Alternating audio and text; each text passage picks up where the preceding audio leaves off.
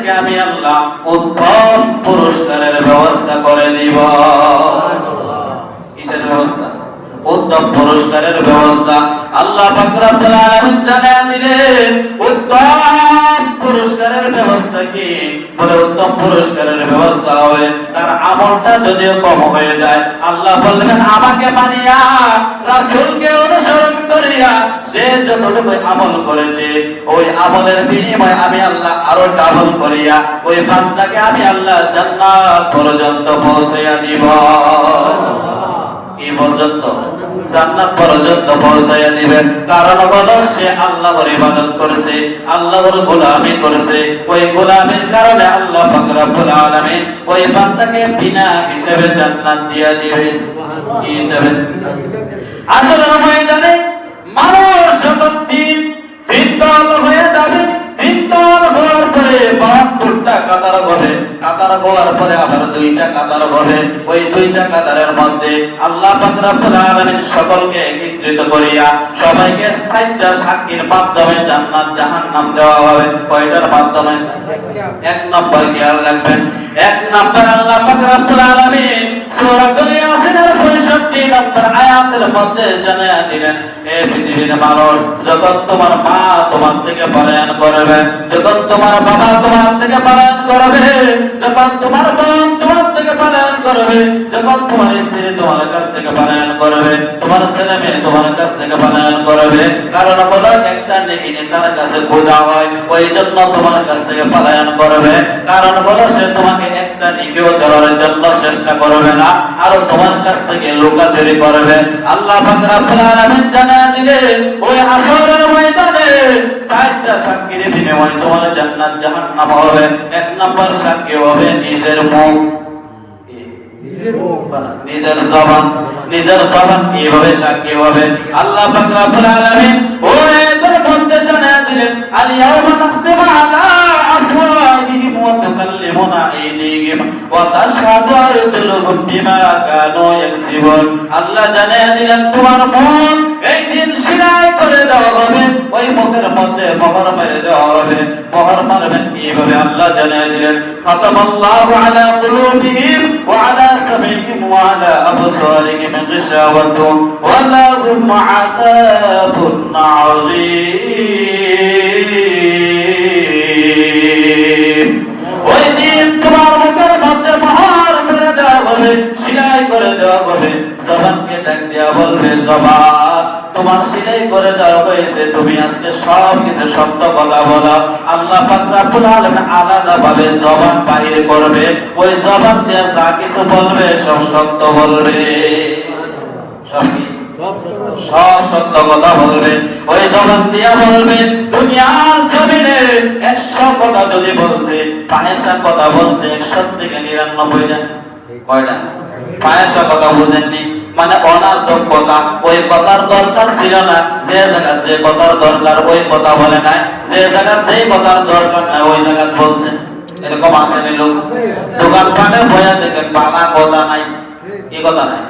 এই যে শুরু করছে রেডিও অতর মতো ওই যে চলতে আছে চলতে আছে চলতে আছে, কেউ আবার কিছু বইলে তুমি তাই মাজাও আমি আমার স্টার্ট দেই, এরকম নাই? এরকম মানুষ আছে। আল্লাহ পাক রব্বুল আলামিন জানিয়ে দিবেন ওই জবান দ্বারা একটা সত্য কথা বলছিলা, 99টা কথা মিথ্যা কথা বলছিলা, মানুষের গীবত করেছিলা, ফাহিশা কথা বলেছিলা। আমি আল্লাহ পাক রব্বুল আলামিন বিভিন্ন জায়গার মধ্যে বলেছিলাম তোমরা ফাহিশা কথা বলিয়া না, পারলে তোমরা চুপ থাকো, তোমরা নাজাত পাইবা। কিন্তু ওই দিন বলো নাই, জবান সব কিছু বলে দিবে। 1 নম্বর সাক্ষী হবে জবান।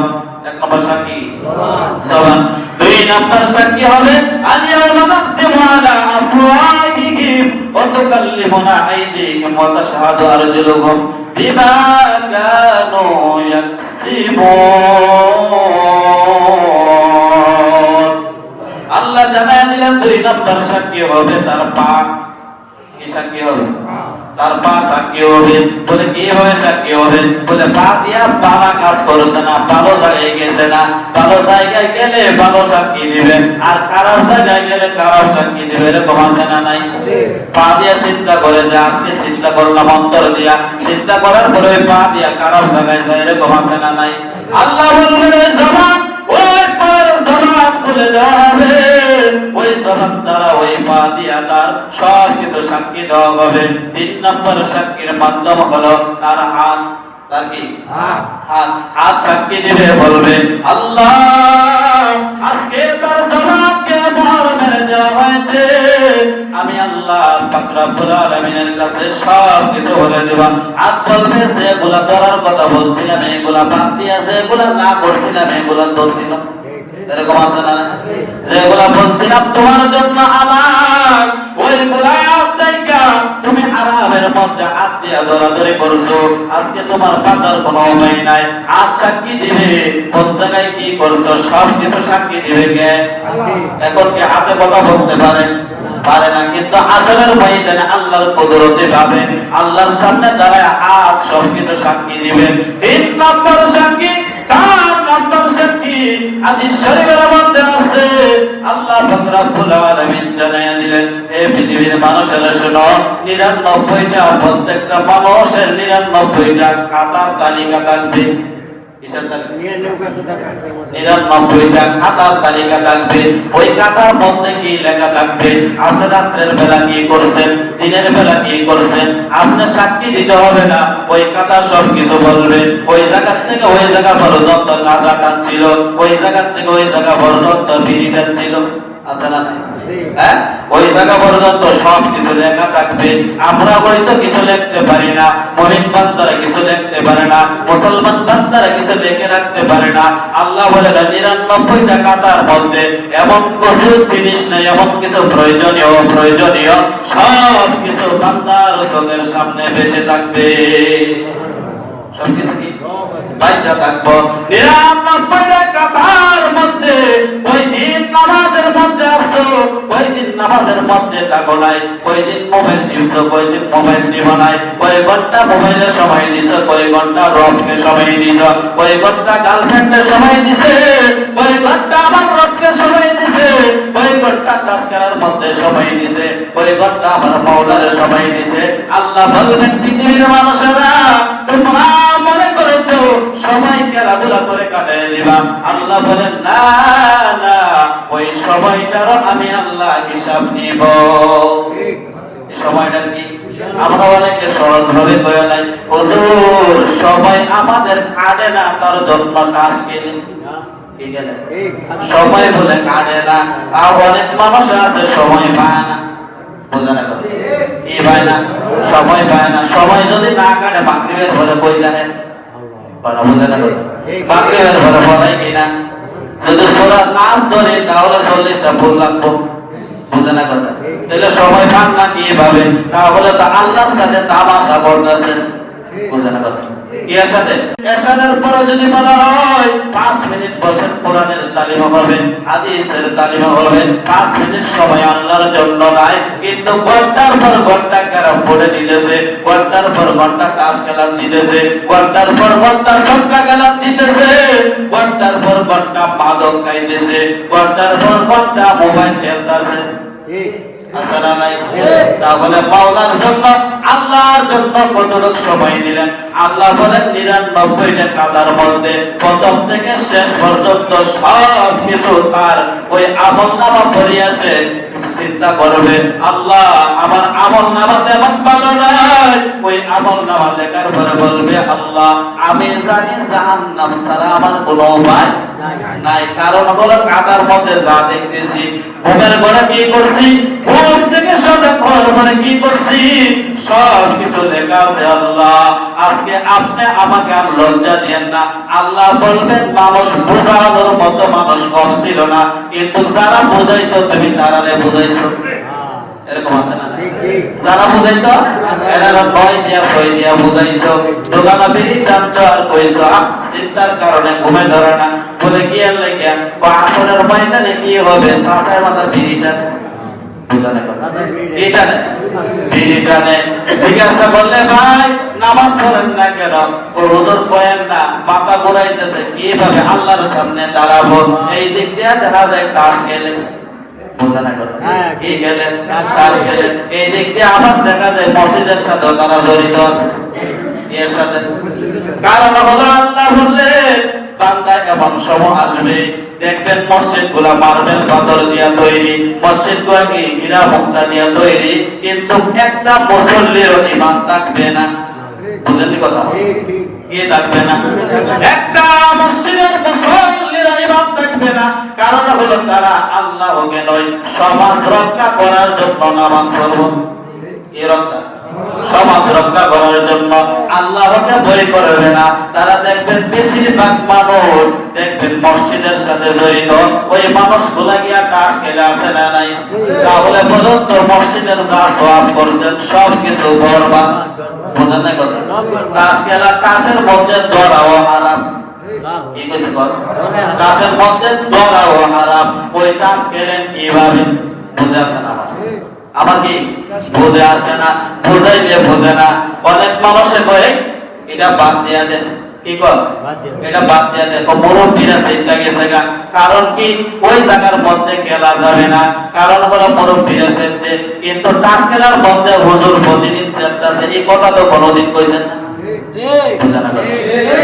কি হুজুরের প্রতিদিন কইতেছে খেলা হারাম কিন্তু একদিন তো কইছেন না হুজুরের কোরআন শরীফ হাদিস না বলে কি কথা বল বুঝানা কথা না বলে কি কথা বল একদিন তো তিসকার ভিতরে ঢোকা নাই একদিন তো অপমান ভিতরে ঢোকা নাই একদিন তো অভিমান ভিতরে ঢোকা নাই যা আর কোনদিন দাস খেলবো না আল্লাহর রাসূলের পথে চলবো আল্লাহর পথে চলবো আর ঘরের স্ত্রীদের সময় দিব আর সময় স্ত্রীরা সময় দিলে আল্লাহর রাসূল সাল্লাল্লাহু আলাইহি ওয়াসাল্লাম বললেন স্ত্রীরা সময় দিলে যতটুক নফল ইবাদত করলে যতটুক সওয়াব স্ত্রীরা সময় দিলে ততটুক সওয়াব সুবহানাল্লাহ কাজ করলে সওয়াব হইবনি না লুডো খেললে হইবনি না ক্যারাম খেললে হইবনি তাহলে স্ত্রীর সাথে গল্প করলে নফলের সওয়াব পাওয়া যায় আরে বাচ্চারা সময় দেন স্ত্রীরা সময় দেন সবাই ভাঙা কোথায় একটা বাচ্চারা 24 ঘন্টা খেলাইলেও দেখবেন এই বাচ্চাটা আরো খেলতে চায় বাচ্চারা কি খেলতে চায় কিন্তু আমরা বলি সময় আমাদের যায় না আমি দেখছি একটা যে কোনো ভালো কাজের মধ্যে বসলে শয়তান শুধু বারবার বলে এই কাজ তোমার দ্বারা হইতো না এই কাজ কি তোমার দ্বারা হইতো না তুমি তাড়াতাড়ি ভালো তোমার দ্বারা সূরা নাস শেখা হইতো না তোমার দ্বারা সূরা ফালাক পড়া শেখা হইতো না কারণ হলো যে কঠিন লাস্টে বলে আবার কলকলা করণ লাগে লাস্টে বলে আবার টান দেওয়ার লাগে মধ্যে বলে আবার লম্বা টান দিয়ে আরেকটা লোকে লাগান লাগে এটা আমার দ্বারা হইতো না আসরের ময়দানে এইসব কথা চলতো না আসরের ময়দানে এসব কথা চলবে না আল্লাহর সামনে দাঁড়াইয়া আল্লাহ বলবেন দেখ প্রত্যেকটা সময় সময় আসর থেকে মাগরিব পর্যন্ত দোকানে বসতি মাগরিব থেকে আসার পর্যন্ত দোকানে বসতি আসার থেকে রাত 12টা পর্যন্ত দোকানে বসে রয়েছে বলে কি আছে বলে সময় কাটে না তে মসজিদে ডাক দিছে 5 বেলা বই আসতেন বুঝানে কথা মসজিদে কয় বেলা ডাক দিছে 5 বেলা ডাক দিছে মুয়াজ্জিন আল্লাহর নাম নিয়ে ডাক দিছে কিন্তু মুয়াজ্জিনের কথা একবারও শুনেন নাই মুয়াজ্জিনে ডাকতেছে মুয়াজ্জিনের আযান দিতেছে কিন্তু মুয়াজ্জিনে মানুষকে ডাকতেছে ঠিক কারণটা হাইয়া আলাস সালাত সালাতের দিকে আসো হাইয়া আলাল ফালাহ ওই সালাতের মধ্যেই কল্যাণ রয়েছে সুবহানাল্লাহ সালাতের মধ্যে কি রয়েছে কল্যাণ রয়েছে আল্লাহ যেন আমাদের সবাইকে সহিহ দান করেন সকলে বলে আমিন ওয়া আখির দাওয়ানা আলহামদুলিল্লাহি রাব্বিল আলামিন যারা সুন্নাত পছন্দ করেন ঠিক তেমনি ভাবে আল্লাহ পাক রব্বুল আলামিন জানিয়ে দিলেন সবাই ঈমান আনছে সবাই নেক আমল করবে এমন নয় কিছু কিছু মানুষ কো আমরা নেক আমল না করেও আল্লাহর দরবারে ভালো আছি আলহামদুলিল্লাহ এরকম হয়নি কিন্তু আল্লাহ পাক রব্বুল আলামিন কোরআনুল কারীমের 16 নম্বর সূরার মধ্যে সূরা আল-আনফালের মধ্যে 97 নম্বর আয়াতের মধ্যে ঘোষণা দিয়া বলেন মান আমিলা সালিহান মিন যাকারিন আও উনসা ওয়া হুয়া মুমিন মুমিন যে মুমিন বান্দারা পুরুষ কিংবা নারী যারা মুমিন অবস্থায় আমি আল্লাহ করে ইবাদত করবে, পুরুষ হোক অথবা নারী হোক, আমি আল্লাহ 1 নম্বর পুরস্কার দিব। আমার বান্দা যদি আমার গোলামি করে, আমার বান্দি যদি আমার গোলামি করে, আমার ইবাদত করে, আমার দাসত্ব করে, আমি আল্লাহ 2টা তাদের স্পেশাল আমলের মধ্যে ওই 2টা গুণ আমি আসরের ময়দানে 2টা পুরস্কৃত করব। কয়টা? 2টা। 1 নম্বর একটা করবেন দুনিয়ার জমিনে, আরেকটা করবেন আসরের ময়দানে। আল্লাহ বলেন মান আমিলা সালিহান মিন যাকারিন আও উনসা ওয়া হুয়া মুমিন, যে মুমিন অবস্থায় আমি আল্লাহর নেক আমল করবে। এমন কি নেক আমল? কি নেক আমল?